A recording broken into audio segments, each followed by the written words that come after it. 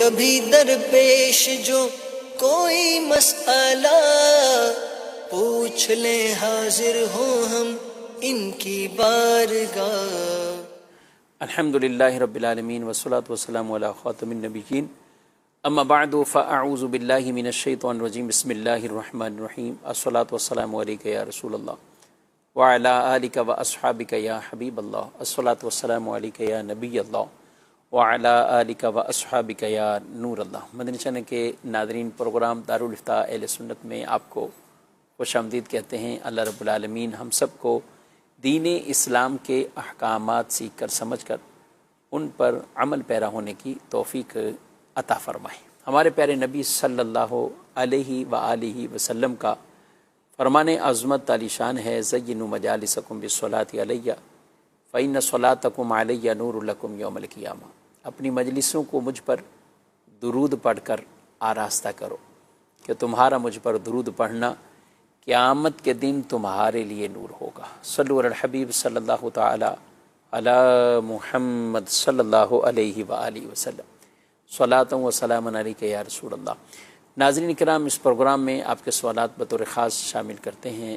آپ number screen پر ملاحظہ فرما رہے ہیں، سوالات بھیجیے، اور جو سوالات آپ ایس ایم ایس کریں گے انشاءاللہ ان کو بھی شامل کرنے کی کوشش ہوگی اور آپ تک آپ کے جواب پہنچائیں گے۔ آج کے ہمارے مہمان ہیں، تشریف فرما ہیں مفتی محمد حسان رضا طاری صاحب، ان کو بھی خوش آمدید کہتے ہیں۔ کیسے آج کے نام؟ الحمدللہ رب العالمین۔ بالخصوص اگر ان ایام کی بات کریں تو اہل سنت میں الحمدللہ بطور خاص اگر کہیں کہ ذوالحجہ میں حضرت عثمان غنی رضی اللہ تعالی عنہ، ان کی شان و عظمت، مقام، مرتبے کو بیان کیا جاتا ہے۔ یوم شہادت بھی ان کی 18 ذوالحج، اور پھر ساتھ بات کریں تو یکم محرم الحرام شریف، یہ حضرت سیدنا عمر فاروق رضی اللہ تعالیٰ عنہ کے یوم شہادت کے طور پر منائی جاتی ہے، اور آخری دنوں میں تقریباً محافل کا اہل سنت کی مساجد میں یہ اہتمام ہوتا ہے۔ تاریخ کے حوالے سے کہ حضرت عمر رضی اللہ تعالیٰ عنہ کی جو تاریخ شہادت ہے وہ کیا 26 ہے یا 28 ہے یا یکم ہے؟ تو بعض تو سرے سے یکم کا انکار کر دیتے ہیں کہ یکم ہے ہی نہیں ہے سرے سے، تو اس حوالے سے آپ کیا کہتے ہیں؟ بسم اللہ الرحمن الرحیم۔ دیکھیں، یہاں چند باتیں ہیں۔ پہلی چیز تو یہ ہے کہ تاریخ جو ہوتی ہے اس میں اختلاف ہونا یہ کوئی نئی بات نہیں ہے۔ صحیح۔ خود نبی کریم صلی اللہ تعالیٰ علیہ وآلہ وسلم کی جو ولادت مبارکہ کی تاریخ ہے وہ جمہور اہل سنت کے نزدیک جو ہے وہ 12 تاریخ ہے، اور اسی پر اہل ایمان کا یہ عمل ہے۔ لیکن بہرحال ہر علم والا جانتا ہے کہ اس میں اختلاف تو موجود ہے، لیکن عمل جو اہل ایمان کا ہے وہ 12 تاریخ کو ہے۔ نبی پاک صلی اللہ تعالیٰ علیہ وآلہ وسلم کے دیگر بعض معاملات کے اندر اس حوالے سے تاریخ کا اختلاف رہتا ہے کہ یہ واقعہ کب پیش آیا، کس تاریخ کو پیش آیا، کس سن کے اندر پیش آیا، یہ اختلاف موجود ہوتا ہے۔ اسی طرح جو اسماء الرجال کا فن جانتے ہیں اور اس کا مطالعہ کرتے ہیں تو ان کے علم میں یہ بات ہوتی ہے کہ تاریخ پیدائش اور تاریخ وفات کے اندر بہت زیادہ اختلاف ہوتا رہتا ہے۔ بعض اوقات متفق علیہ ہوتی ہے اور بعض اوقات جو ہے وہ اختلاف واقع رہتا ہے۔ خود سیدنا علی المرتضیٰ کرم اللہ تعالی وجہہ الکریم کی جو تاریخ شہادت ہے اس کے بارے میں اختلاف ہے، مختلف اقوال اس کے حوالے سے موجود ہیں، لیکن اکثر اہل سنت کے نزدیک جو تاریخ ہے وہ 21 رمضان المبارک ہے۔ بالکل۔ اسی طرح اور چیزوں میں بھی اختلاف ہوتا ہے۔ تو سیدنا عمر رضی اللہ تعالی عنہ کی تاریخ شہادت جو ہے اس کے بارے میں جو معروف اقوال ہیں ان میں سے ایک قول یہی ہے کہ آپ رضی اللہ تعالی عنہ کا جو وصال ہوا، آپ جو شہید ہوئے، وہ یکم محرم الحرام کو ہی ہوئے، اور اس پر کئی حوالے جات جو ہے وہ موجود ہے، جس پر مستقل میرا ایک کلپ بھی موجود ہے، اور میں نے باقاعدہ اس میں حوالے ذکر کیے ہیں کہ کس کس کتاب کے اندر آپ کی جو شہادت مبارکہ کا دن ہے وہ یکم محرم الحرام کو ذکر کیا گیا۔ اصل میں حملہ ہو گیا تھا پہلے، ابو لولو فیروز نے فجر کی نماز کے دوران آپ پر حملہ کیا تھا، جس کے بعد آپ تقریباً 3 دن تک زخمی حالت کے اندر رہے، اور یہ طے شدہ بات ہوتی ہے کہ جو انتقال ہوتا ہے، شہادت ہوتی ہے، تو خلیفہ کا فوری طور پہ چناؤ ہوتا تھا۔ صحیح۔ خود نبی کریم صلی اللہ تعالیٰ علیہ وآلہ وسلم نے دنیا سے پردہ فرمایا تو اسلام کی جو بقا اور نظام کو جو باقی رکھنا ہوتا ہے اس کے لیے خلیفہ وقت کا تقرر اس وقت لازمی طور پر ہوا کرتا تھا، تو لہذا فوری طور پر اس بات کا فیصلہ کرنا ضروری ہوا کہ کس کو خلیفۃ المسلمین بنایا جائے، تو سیدنا ابوبکر صدیق رضی اللہ عنہ کو فوری خلیفہ بنایا گیا۔ حضرت عثمان غنی رضی اللہ تعالی عنہ کی جو تاریخ ہے کہ جب آپ منصب خلافت پر بیٹھے تو وہ یکم محرم الحرام ہے، کہ آپ یکم محرم الحرام کو یہ خلیفہ بنے۔ تو اب یہ تو اس دور کے اندر لازمی ہوتا تھا کہ فوری طور پر خلیفہ مقرر کیا جاتا تھا، دن اس میں نہیں گزارے جاتے تھے۔ تو جیسے ہی حضرت عمر رضی اللہ تعالی عنہ دنیا سے پردہ فرمایا، شہادت ہوئی، تو آپ کو خلیفہ بنایا گیا۔ تو اس کا مطلب ہے کہ یکم محرم الحرام ہی کو آپ کا وصال ہوا، ورنہ اگر پہلے ہوتا تو پہلے ہی فوری طور پر یہ کام کیا جاتا۔ نمبر ایک بات یہ۔ دوسری بات یہ کہ دیکھیں اہل سنت کا یہ اصول اور ضابطہ ہے کہ کسی بھی شخصیت کا جو دن مناتے ہیں تو اس میں ہمارا جو اصل مقصود ہوتا ہے ان کے فضائل کو بیان کرنا ہوتا ہے، بڑی شخصیات ہوں جو قابل تقلید ہیں اور جن کی باتوں کی پیروی کی جاتی ہے، جن کو فالو کیا جاتا ہے، اور دوسرا ان کو ایصال ثواب کرنا مقصود ہوتا ہے کہ ان کو ثواب پہنچایا جائے۔ اور ہمارے نزدیک یہ دونوں باتیں کسی بھی دن ہو سکتی ہیں، اس میں کوئی اختلاف نہیں ہے، اور اس کے اندر کوئی ایسا مسئلہ نہیں ہے کہ آپ جو ایصال ثواب کرنا چاہتے ہیں وہ تاریخ وفات کے دن ہی کریں، تاریخ وصال ہی کے دن کریں، نہیں، بلکہ آگے پیچھے بھی آپ کر سکتے ہیں، اس میں کوئی حرج نہیں ہے۔ تو اب اگر حضرت عمر رضی اللہ تعالی عنہ کی تاریخ شہادت کو ہم مان بھی لیں کہ مثال کے طور پہ 1-2 دن پہلے بھی ہے، تو یکم محرم کو بھی ان کا دن منانے میں کوئی حرج نہیں ہے۔ اور تیسری بات اس حوالے سے یہ ہے کہ جو عمل ہوتا ہے وہ ہمیشہ جمہور کے قول پر ہوتا ہے، اکثر کے قول پر ہوتا ہے، اور مسلمانوں کے عمل کو دیکھا جاتا ہے کہ مسلمان اس پر عمل کس دن کر رہے ہیں۔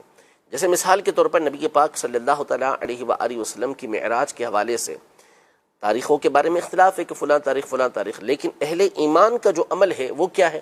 27 رجب المرجب ہے۔ اسی طرح نبی پاک صلی اللہ علیہ وسلم کی 12 تاریخ کو ولادت کے حوالے سے علماء نے جو دلائل ذکر کیے اور جو باتیں ذکر کی، اس میں خاص طور پر متقدمین نے اس بات کو ذکر کیا کہ اہل مکہ کا فلاں جگہ کا عمل یہ ہے کہ وہ 12 تاریخ کو نبی پاک صلی اللہ علیہ وسلم کا مولد مناتے ہیں، ان کی ولادت کی خوشیاں مناتے ہیں، تو اس کو بھی دلیل بنایا گیا۔ تاریخ کا وہاں بھی اختلاف ہے۔ تو اسی طرح اگر اس اختلاف کو بھی پیش نظر رکھیں تو اب مسلمانوں کا جب ہم عمل دیکھتے ہیں، بالخصوص جو ہمارے پاک و ہند کے اندر ہے، وہ یہی ہے کہ سیدنا عمر رضی اللہ تعالی عنہ کا جو دن منایا جاتا ہے وہ یکم محرم الحرام کو منایا جاتا ہے۔ اچھا، پھر آگے اب بعض اوقات یہ تصور پیدا کیا جاتا ہے کہ نعوذ باللہ یہ کوئی حضرت امام حسین رضی اللہ تعالی عنہ کے دن کم کرنے کے لیے اور ان کا ذکر کم کرنے کے لیے اس طرح کیا گیا، تو ہرگز ایسا نہیں ہے۔ کوئی تصور اور کوئی خیال ہی مسلمانوں کو ایسا ہو ہی نہیں سکتا، وہ سنی ہو ہی نہیں سکتا کہ جو اہل بیت اطہار کے فضائل کو کم کرنے کی کوشش کرے۔ سنی ہو گئی وہ کہ جو ہمیشہ اہل بیت اطہار کے فضائل کو کمال کے ساتھ بیان کرے۔ اب آپ اہل سنت کا معمول دیکھیں تو وہ مسلسل، یعنی کون سا نبی پاک صلی اللہ تعالیٰ علیہ وسلم کا جو یوم ولادت ہے 12 تاریخ کو، اس میں تو ہمارے یہاں یہ ہوتا ہے کہ 1 تاریخ سے محافل سجنا یہ شروع ہو جاتی ہیں اور ربیع الاول کے مہینے کے اندر رہتی ہیں۔ آپ علیہ الصلوۃ والسلام کی تو شان اور آپ کی تو بات ہی الگ ہے، ٹھیک ہے، لیکن اس کے علاوہ آپ کو بہت ہی کم کوئی ایسی مثال ملے گی کہ پورا مہینہ یا ان کی تاریخ شہادت سے 8-10 دن پہلے یہ سلسلہ شروع کر دیا جاتا ہو۔ تو اہل سنت میں تو یہی رائج ہے کہ وہ امام حسین رضی اللہ تعالی عنہ کے ذکر مبارک کے لیے بہت پہلے سے اہتمام کرنا شروع کر دیتے ہیں۔ تو یہ کیسے تصور ہو سکتا ہے کہ سیدنا عمر رضی اللہ تعالی عنہ کے فضائل کو بیان کر کے ان کے یوم شہادت کو منا کر نعوذ باللہ سیدنا امام حسین رضی اللہ تعالی عنہ کے فضائل کے اندر یا ان کے ذکر خیر کے اندر، ان کے ذکر مبارک کے اندر کوئی کمی کی جا رہی ہو، ایسا کوئی تصور بھی نہیں ہوتا۔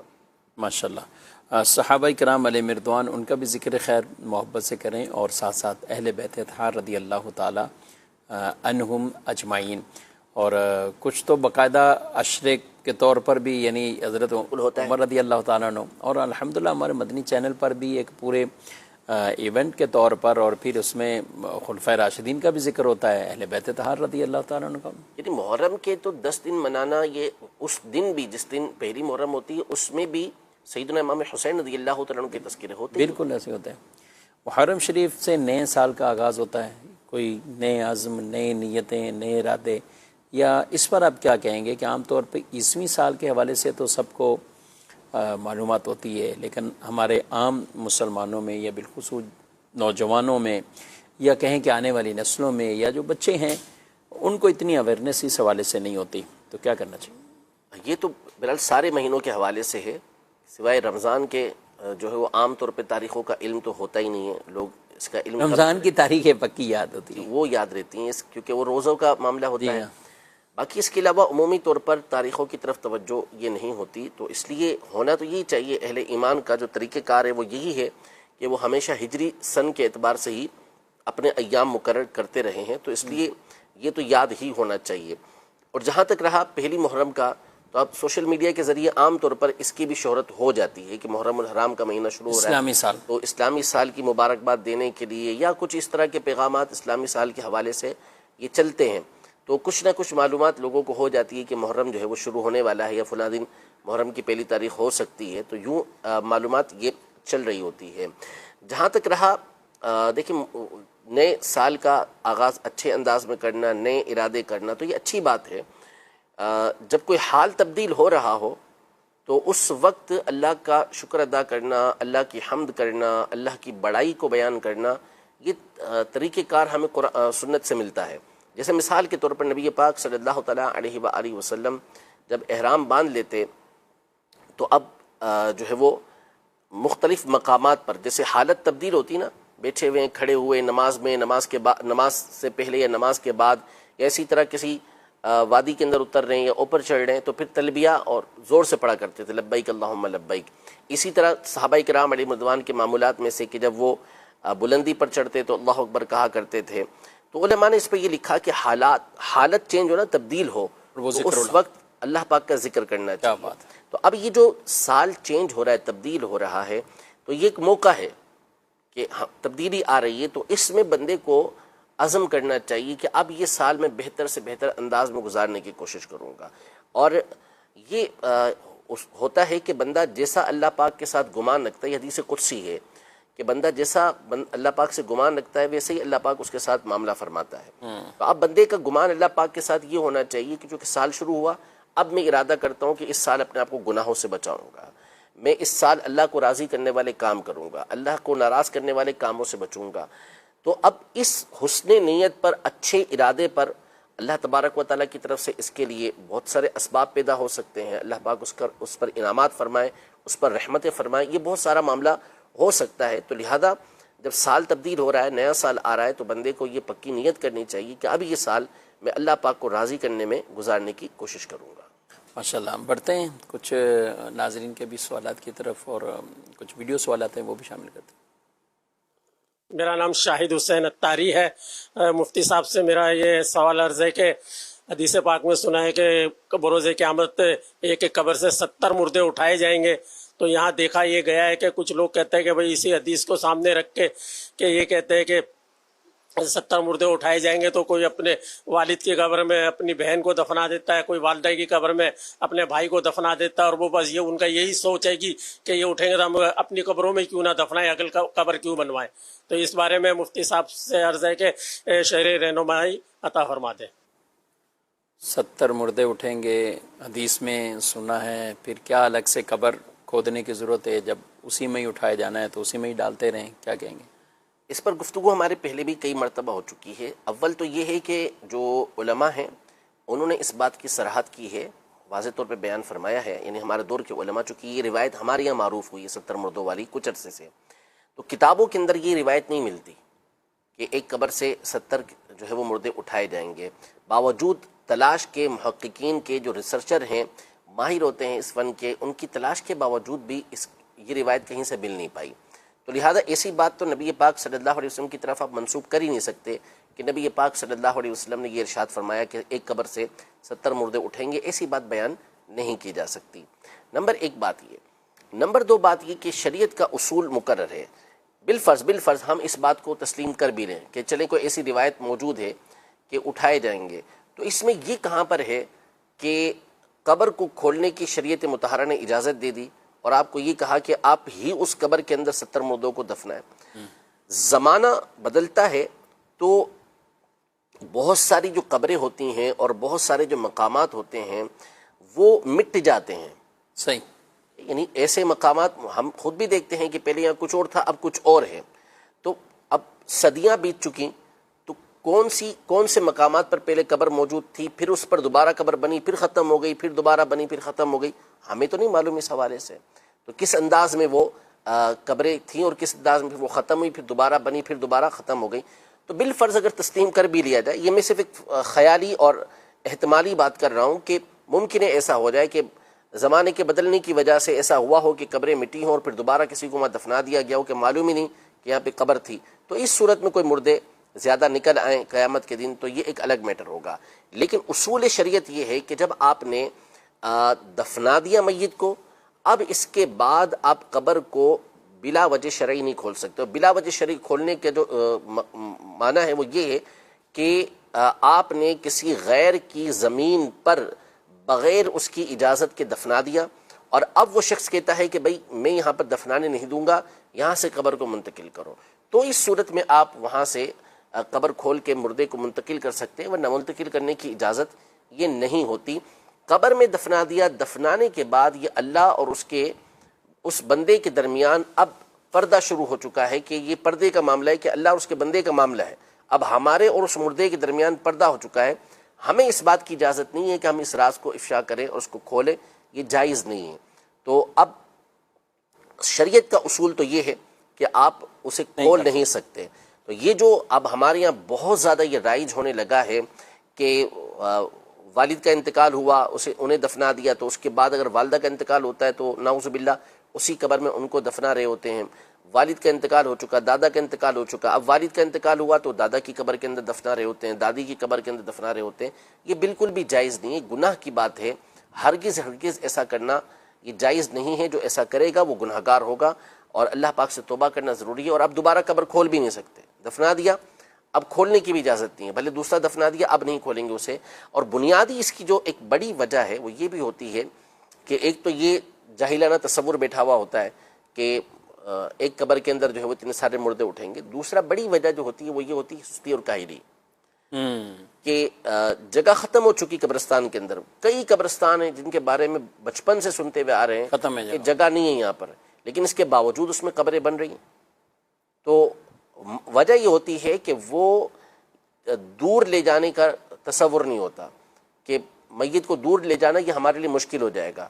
تو اس لیے وہ قریب کا قبرستان جو خاندانی قبرستان چلتا ہوا آ رہا ہے اس کے اندر دفنا دیتے ہیں، چاہے جگہ ہو یا نہ ہو. کسی کی قبر کھود کے اس کے اندر دفنا دیں گے، یہ شرعاً جائز نہیں ہے. سخت گناہ گار ہوں گے. میت کو دور لے کے جائیں، دور کے قبرستان کے اندر دفنائیں، اور پھر جو ہے بھلے آپ کو دور فاتحہ پڑھنے کے لیے جانا پڑے، اس بات کو اپنے پیش نظر نہ رکھیں.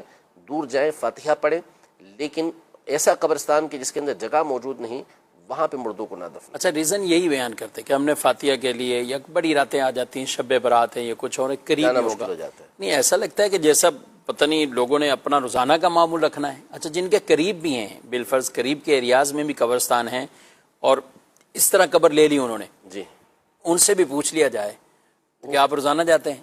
بھلے آپ کے 2 منٹ کی ڈرائیو پہ تھا کہ آپ روزانہ جاتے ہیں یا 1 ہفتے بعد جاتے ہیں؟ لاکھوں میں کوئی ایک ہوگا، کوئی جو اس طور پر جو جاتا ہو. ورنہ عید یا عام طور پہ کوئی ایونٹ آتا ہے تو جاتے ہیں اور کچھ دیر گئے اور پھر واپسی آ گئے. شروع کے دنوں میں بہت جاتے اچھی ہیں. بات آپ نے کی کہ بھئی اس مقصد کے لیے تو یہ کام ویسے ہی ناجائز ہے، اور اس مقصد کے لیے بھی نہ کریں. آپ دور چلے جائیں. گھر سے نکلتے ہوں گے کئی لوگ، شاید ہوٹلنگ کرنے کے بھی جب شوق ہوتے ہیں تو گھر سے نکلتے ہیں تو گاڑی میں ہی ڈیسائیڈ کر رہے ہوتے ہیں جانا کہاں ہے، کس طرف جانا ہے.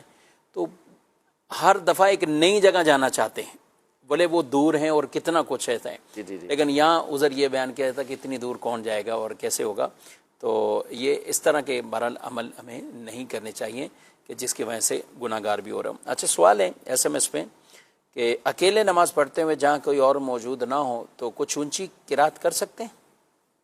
اگر تو دن کا وقت ہے، جیسے دن میں نفل پڑھ رہے ہیں تو اس میں تو اجازت نہیں ہے. رات کے ٹائم ہے، جیسے مغرب کا ٹائم شروع ہو چکا ہے، اب اس کے بعد کوئی آپ نفل وغیرہ پڑھ رہے ہیں تو اس وقت آپ بلند آواز سے پڑھنا چاہیں تو اس میں حرج نہیں ہے، پڑھ سکتے ہیں. جی مزید سوال. میرا نام محمد غوث علی ملک ہے اور میں فیڈرل یونیورسٹی کا اسٹوڈنٹ ہوں. میرا سوال یہ ہے کہ آپ صلی اللہ علیہ وسلم کو عالم الغیب کہنا کیسا ہے؟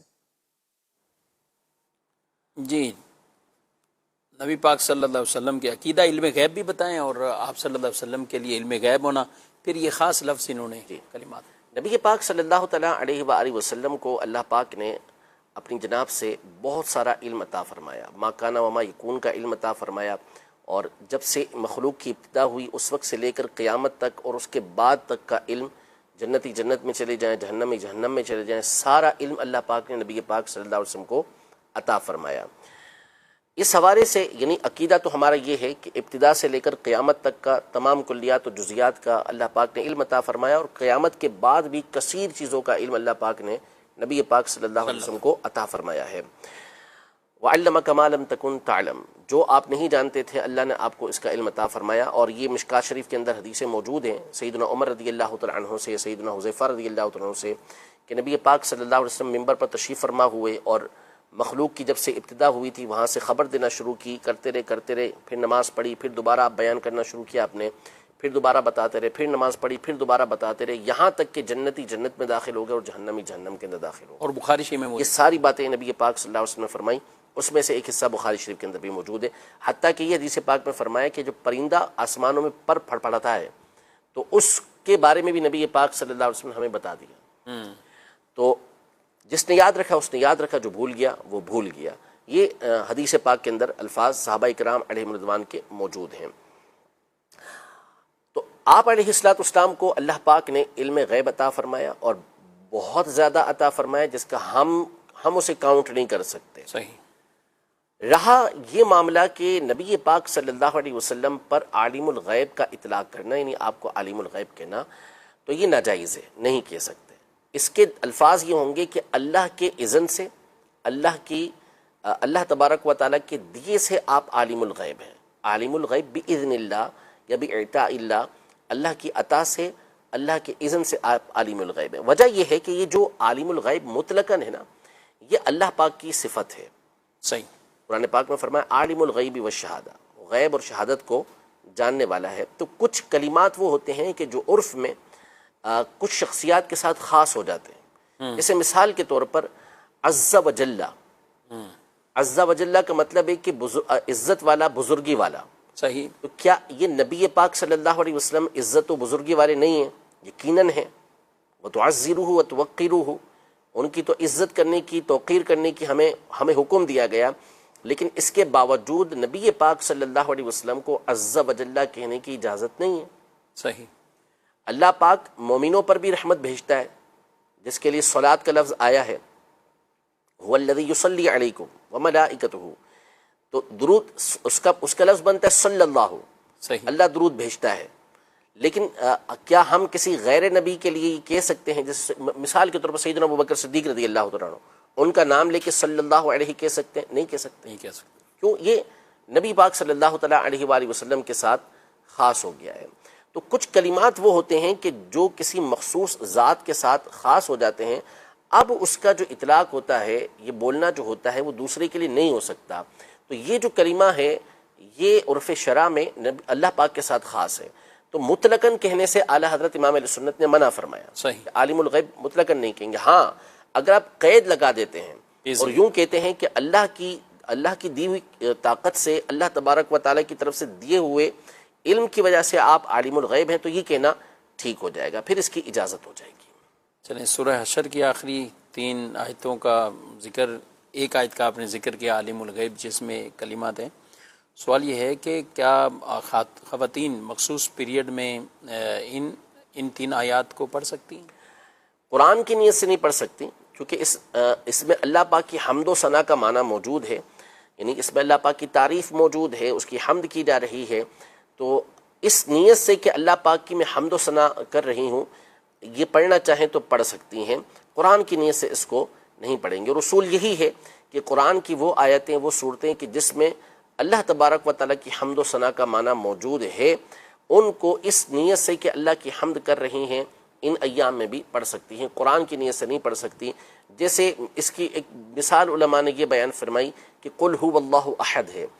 اس میں چونکہ اللہ پاک کی حمد موجود ہے تو اب کل کا لفظ ہٹانا ہوگا، یعنی کل کا کلمہ، کل کا کلمہ جو ہے اسے نہیں پڑھنا، اس کے علاوہ باقی کو پڑھ سکتی ہیں، صحیح، کیونکہ کل کا لفظ آپ نے پڑھا تو اس کا مطلب پھر آپ قرآن پڑھ رہے ہیں، صحیح، لیکن اس کے آگے جب آپ پڑھ رہے ہیں تو وہ اللہ کی حمد و ثنا ہے، جب آپ اس کے بغیر پڑھ رہے ہیں تو اس کو اللہ کی حمد و ثنا کی نیت سے پڑھا جا سکتا ہے، قرآن کی نیت سے اسے نہیں پڑھا جا سکتا۔ صحیح۔ ایک اور سوال کسی خاتون کی طرف سے ہے کہ میں زیادہ دیر کھڑی نہیں ہو پاتی اور زیادہ کھڑے ہوں تو چکر آتے ہیں، تو کیا بیٹھ کر نماز پڑھوں؟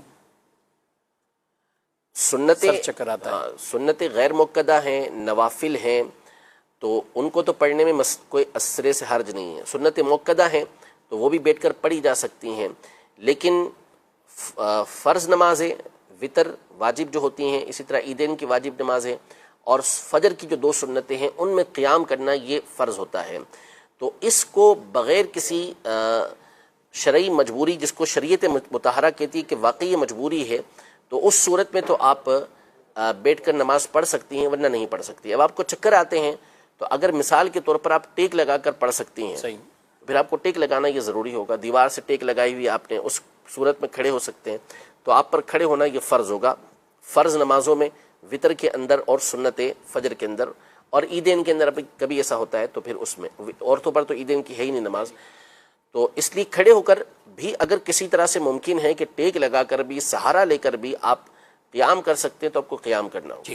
اور بالفرض اگر آپ کو صرف اتنی قدرت ہے کہ آپ اللہ اکبر کہہ لیں تو آپ پر یہ بھی لازم ہوگا کہ آپ جتنی دیر کھڑے ہو سکتے ہیں، حتیٰ کہ اللہ اکبر کہنے کی مقدار کے برابر بھی کھڑے ہو سکتی ہیں، تو آپ پر لازم ہوگا کہ اتنی دیر آپ نے کھڑے رہنا ہے، پھر اس کے بعد اگر چکر آتے ہیں تو آپ بیٹھ جائیں، ٹھیک، اس کی اجازت ہوگی، لیکن اس کو دیکھ لیں، غور کر لیں کہ واقعی ایسی کنڈیشن ہے کہ کھڑے ہو کر پڑھنا آپ کے لیے ممکن نہیں رہتا، اس بات کا واقعی اندیشہ ہوتا ہے اور تجربہ بھی آپ کو مثال کے طور پہ ہو چکا ہے کہ گر جاتی ہیں، تو پھر ٹھیک ہے، جتنی دیر کھڑی ہو سکتے ہیں فبیہا، ورنہ بیٹھ کے نماز ادا کر سکتے ہیں۔ خواتین میں بات کر یہ ہوتی ہے عادت کہ پہلی رکعت کھڑے بقیہ تینوں رکعت لگاتار، اب وہ چاہے فرائض ہیں، سنت موقدہ، غیر موقدہ، کچھ بھی پڑھنی، تو یہ ایسا بہت ہے، یہ تو بہت پہلے سے ہی ان کے فرائض کو ان کو یہ دیکھنا چاہیے، واجبات، فرائض، جی، 4 رکعتیں، فرض کی جو 4 رکعتیں ہیں، جہاں 2 رکعتیں ہیں، جہاں 3 رکعتیں ہیں، اور جہاں پر وطر کی 3 رکعتیں، تو سب میں قیام کرنا یہ فرض ہوتا ہے۔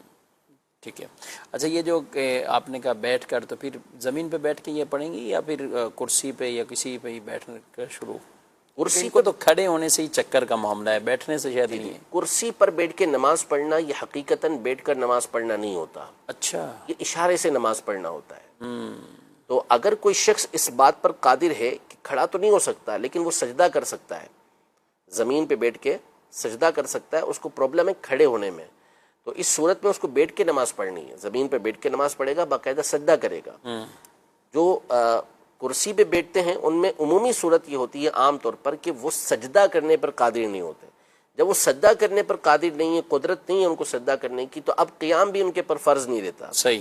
اب وہ جب بیٹھ کے نماز پڑھتے ہیں وہ حقیقتاً اشاروں سے نماز پڑھ رہے ہوتے ہیں، وہ بیٹھ کر نماز نہیں کہلاتی۔ بیٹھ کر نماز جو حقیقی طور پر ہوتی ہے وہ تو یہ ہوتی ہے کہ باقاعدہ آپ سجدہ کر رہے ہیں زمین پر، اور یہاں پہ آپ سجدہ زمین پر نہیں کر رہے۔ اب یہ جو آپ رکوع کے لیے تھوڑا اور سجدے کے لیے تھوڑا اور زیادہ جھک رہے ہیں، یہ حقیقتاً اشاروں کے ساتھ آپ نماز پڑھ رہے ہیں۔ اچھا، ٹھیک ہے۔ بہرحال اس حوالے سے جو بھی آپ کو کوئی پرابلم ہے، خاص مشورہ بھی کرنا چاہیں تو دارالتحفظ سنت کے اس نمبر پر آپ رابطہ کر سکتے ہیں۔ دن میں 10 بجے سے لے کر 4 بجے تک یہ نمبر آن ہوتا ہے، اور اس نمبر پر آپ اپنی رہنمائی لے سکتے ہیں، اور انشاءاللہ مفتی صاحب جو بھی دارالتحفظ سنت کے جواب دیں گے تو وہ آپ سے آپ کی کنڈیشن پوچھ لیں گے، اس کے مطابق اگر آپ کو بیٹھ کر پڑھنے کی یا اشارے سے پڑھنے کی رخصت موجود ہے تو ٹھیک ہے۔ آپ ویسے بھی دارالتحفظ سنت کے آفیشیل یوٹیوب پیج پر کرسی سے متعلق احکامات کے حوالے سے ہمارا پورا ایک تفصیلی ویڈیو کلپ ریکارڈ شدہ جو ہے وہاں پر موجود ہے، تقریباً 19-20 منٹ پر وہ مشتمل ہے، بلکہ میں تمام ہی لوگ ایسے ایک دفعہ آپ ان کو سن لیں تاکہ اس میں آپ کس صورت میں آ رہے ہیں، واقعی ہی وہ عذر کرسی پر پڑھنے کے لیے جائز ہے یا جائز نہیں ہے، تو اس طور پر ضرور آپ غور کر لیں گے، سن بھی لیں گے تو انشاءاللہ اس کا آپ کو فائدہ ہی ہوگا۔ مفتی صاحب بعد کا نماز پڑھ رہے ہوتے ہیں، ایک طویل عرصہ گزار دیا، لیکن وہ ایک کچھ نہ کچھ ایسی بات رہ جاتی ہے، کمی ہوتی ہے، لیکن وہ ساری زندگی وہی کمی رہی. اب جب ایک عرصے بعد پتہ چلے تو کتنا افسوس لگتا ہوگا میری یہ نماز تھوڑی سی یہ سستی رہ گئی. اب وہ چاہے طہارت کے اعتبار سے ہو، وضو کے اعتبار سے ہو، یا نماز میں کوئی ایسی غلطی کر لیتے ہو، تو اس کے حوالے سے ہمیں ضرور رہنمائی لینی چاہیے. کرسی پر ایک رسالہ بھی ہے مکتبۃ المدینہ کا باقاعدہ، قبلہ استاد محترم مفتی فوزیل صاحب دامت برکاتہم العالیہ کا تفصیلی ایک رسالہ اس پر موجود ہے، کرسی پر نماز پڑھنے کے حوالے سے احکامات، شرعی مسائل، تو وہ بھی آپ لے سکتے ہیں، مطالعہ بھی کر سکتے ہیں، اس سے بھی فائدہ ہوگا. جی مزید سوال. میرا مفتی صاحب سے سوال یہ ہے کہ سود کے حرام ہونے کی کیا وجہ ہے اور کس صورت میں سود کے پیسے حرام ہو جاتے ہیں؟ سود کے حرام ہونے کی کیا وجہ، کس صورت میں سود کے پیسے؟ اس کا جو جواب ہے وہ خود اللہ تبارک و تعالی نے قرآن مجید فرقان حمید میں دیا ہوا ہے کہ جب کافروں نے کہا کہ خرید و فروخت و سود ایک ہی چیز ہے، انما البیع مثل الربا، تو اللہ پاک نے فرمایا وَأَحَلَّ اللَّهُ الْبَيْعَ وَحَرَّمَ الرِّبَا، کیا بات ہے. کہ اصل یہ ہے کہ اللہ نے خرید و فروخت کو حلال کیا ہے اور سود کو حرام قرار دیا. بنیاد یہ چیز ہے. باقی اس کے علاوہ سود کی جو نحوستیں اور اس کی وجہ سے جو معیشت کے اوپر اثرات آتے ہیں وہ ایک الگ اس کے اوپر عقلی دلائل موجود ہیں اور مشاہدے موجود ہیں کہ کس طریقے سے اکانومی جو ہوتی ہے وہ اس سود کی وجہ سے جو ہے وہ انتہا درجے کی گر جاتی ہے، اور کس طرح کی کرائسس آتے ہیں اور کیسے مسائل کھڑے ہوتے ہیں یہ جاننے والوں پر مخفی نہیں ہے. جو یہ بڑے بڑے ہمیں نظر آتے ہیں دنیا بھر کے اندر کہ یہ بہت ترقی یافتہ اور اس طرح کے کر رہے ہیں، یہ کھوکھلے ہو چکے ہوتے ہیں. اور کئی مرتبہ اس طرح کے یہ طوفان آتے ہیں اس طرح کے ممالک کے اندر کہ وہ ساری معیشت جو وہ ڈھہ چکی ہوتی ہے، تو وہ اس کو کھوکھلے انداز میں چلا رہے ہوتے ہیں. انتہا ہوتی یہی ہے کہ اس کے اوپر آزمائش کے اندر اور مصیبتوں کے اندر وہ آ رہے ہوتے ہیں. اب جو سمجھدار قسم کے، حتیٰ کہ وہ جو مسلمان ممالک نہیں ہیں وہ لوگ اس بات کو سمجھ چکے ہیں، جو شریعت مطہرہ کے اعتبار سے سود کو حرام نہیں کہتے، لیکن وہ اپنی جو شرح سود ہے وہ زیرو پہ لے کر آئے، ختم کر دیا انہوں نے سود کا معاملہ اپنے یہاں سے، کیونکہ وہ سمجھ چکے تھے کہ اس کی وجہ سے جو ہے وہ ہماری معیشت کبھی بھی یہ کامیابی کی طرف نہیں جائے گی. اس کے اندر قدرتی طور پر جو ہے وہ کمی ہونا ایک الگ چیز ہے، ساتھ ہی ساتھ عقلی اعتبار سے بھی جب وہ دیکھتے ہیں کہ دولت جو ہے وہ چند لوگوں کے ہاتھوں کے اندر رہ جاتی ہے اور پہیہ معیشت کا صحیح طریقے سے اس کی وجہ سے چلتا نہیں ہے، تو یہ نحوستیں سامنے آتی ہیں. تو وہ ختم کر دیا انہوں نے آہستہ آہستہ کر کے. وہ غلط ہے، آہستہ آہستہ نہیں بلکہ اس کو ون شاٹ ختم کرنا ہوگا، صحیح یک بارگی میں ختم کرنا ہوگا، کیونکہ یہ اللہ پاک سے جنگ ہے. وہ ختم کرنا تو بندے پر لازم ہے کہ یہ ختم کرے گا. لیکن اصل وجہ کیا ہے؟ وَأَحَلَّ اللَّهُ الْبَيْعَ وَحَرَّمَ الرِّبَا، اللہ نے خرید و فروخت کو حلال کیا اور سود کو اس نے حرام کیا ہے. باقی اس کے علاوہ سود کی تعریفیں بہت تفصیل کے ساتھ گفتگو ہے، مکتبۃ المدینہ کا اس پر بھی رسالہ موجود ہے سود کے حوالے سے، سود کی تباہ کاریاں، تو وہ آپ پڑھ لیجئے، اس میں بھی تفصیل مل جائے گی انشاءاللہ. ٹھیک ہے. اور اس کے علاوہ بھی لوگ، آپ نے جیسے کاروبار کہا، تو کئی لوگ ایسے ہوتے ہیں جو کاروبار کا نام لے کر لوگوں سے پیسہ ہتھیا لیتے ہیں یا لے لیتے ہیں، اور نام اس کو یہی کہہ دیں گے ہم آپ کو پرسنٹیج کچھ دیں گے لیکن طے نہیں ہے، اور وہ یہ سمجھتے ہیں کہ طے کریں گے تو سود ہوگا، ہم تھوڑا اونچ نیچ کرتے رہیں گے. اچھا پرسنٹیج بھی نہیں کرتے، وہ فکس اماؤنٹ ہوتا ہے، ہم کبھی آپ کو 20,000 دیں گے، کبھی 18 دیں گے، کبھی 22 دے دیں گے. صحیح ہے. تو ایسے لوگ بھی سود کے چکر میں پڑ جاتے ہیں. اس میں ہوتا یہ کہ اس کو پارٹنرشپ کا نام دیتے ہیں، شراکت داری کا نام دیتے ہیں، لیکن حقیقتاً یہ ہوتا ہے کہ وہ رقم قرض کے طور پر ہی ہوتی ہے. صحیح. میں 3 سال بعد میں آپ سے یہ رقم اتنی ہی لے لوں گا، جب تک آپ مجھے ہر مہینے کے حساب سے کچھ نہ کچھ دیتے رہیے گا، تو وہ سود اٹھا رہے ہوتے ہیں. پارٹنرشپ کے اندر تو یہ ضروری ہوتا ہے کہ ایک تو نفع نقصان کے اوپر پارٹنرشپ ہوگی دیگر شرائط کے ساتھ، دوسرا یہ کہ نفع میں پرسنٹیج کو مقرر کرنا یہ ضروری ہے کہ آپ کو جو نفع ہو رہا ہے اس میں آپ کا پرسن کتنا ہے، تو وہ پرسنٹیج آپ کی مقرر ہوگی تو ہی وہ کاروبار یعنی وہ شراکت داری، وہ پارٹنرشپ آپ کی جائز ہوگی، ورنہ یہ ناجائز ہونے کی طرف چلی جائے گی. صحیح. بہرحال اس حوالے سے بھی ضرور پوچھنا ہی چاہیے اور یہی مناسب ہے تاکہ جو ہمیں حاصل ہو رہا ہے وہ بھی حلال طیب طریقے سے حاصل ہو. اور اس کے علاوہ کبھی ایسا ہی ہوتا ہے کہ پروفٹ کے نام پہ کچھ نہ کچھ قسطیں تو مل گئے لیکن اس کے بعد آپ کی رقم بھی گئی اور سب کچھ گیا اور پھر آپ ہاتھ دھو کے بیٹھے. تو وہ بھی ایک طرح کی سود کی نحوستیں بھی بعض اوقات اس میں آتی ہیں، اور سود کی تو آئیں گی نحوست تو آئے گی، یعنی جو بھی اس میں پڑے گا اس کو لینے والے، دینے والے، لکھنے والے، اس پر گواہ بننے والے، اس پر باقاعدہ حدیث طیبہ کے اندر لعنت موجود ہے۔ اور ایک ایک درہم سود کے کھانے پر کتنی سخت وعیدیں موجود ہیں، ان روایات کو پڑھیں گے تو کوئی بھی آدمی سود کے قریب نہیں جائے گا۔ اللہ پاک ہم سب کو شریعت و سنت پر عمل کی توفیق عطا فرمائے۔ پروگرام آپ نے ملاحظہ کیا ہے، پروگرام کا وقت اپنے اختتام کو پہنچا ہے، آپ سے اجازت چاہتے ہیں، فی امان اللہ۔ ہادی و رہنما ہمارے علماء، ہو کبھی درپیش جو کوئی مسئلہ، پوچھ لیں حاضر ہوں